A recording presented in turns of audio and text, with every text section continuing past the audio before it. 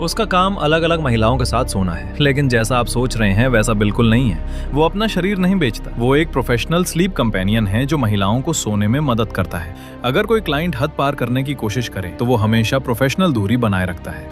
वो खुद काम के दौरान सो नहीं सकता और जैसे ही उसकी शिफ्ट खत्म होती है उसे तुरंत निकलना पड़ता है। लेकिन ये सब बदल जाता है जब वो एक खास क्लाइंट से मिलता है। रात में जब सब सेट हो जाता है, जैक टाइलर से कहता है कि वो साइड में लेट जाए ताकि वो आसानी से सो सके। लेकिन टाइलर के कुछ और इरादे होते हैं और वो उसके करीब आने लगती है। प्रोफेशनल रहने के लिए जैक उसे हल्का सा दूर कर देता है और बीच में एक तकिया रख देता है। इससे टाइलर का मूड खराब हो जाता है और वो पैसे वापस मांगने लगती है। जैक ऐसे क्लाइंट्स का आदी है। वो आसानी से समय का हिसाब लगाता है कि कितना समय इस्तेमाल हुआ है। टाइलर कुछ खाने के लिए आती है लेकिन फ्रिज खाली होता है। जैक के बैग में सैंडविच देखकर वो सोचती है कि जब पैसे दिए हैं तो वो उसे पूरी रात जगाए रखेगी। वो बेड पर ही उसका सैंडविच खा लेती है और जैक प्रोफेशनल होते हुए उसे साफ करता है। फिर वो सैंडविच को डस्टबिन में डाल देता है। इसके बाद वो एरोमा थेरेपी कैंडल चलाता है। टाइलर आई मास्क पहनकर अपनी स्लीप रूटीन शुरू करती है। जब टाइलर उससे ग्लव्स उतारने को कहती है तो जैक बताता है कि ये कंपनी की पॉलिसी है, लेकिन वो जिद करती रहती है और आखिर में वो मान जाता है। और फिर कुछ ऐसा होता है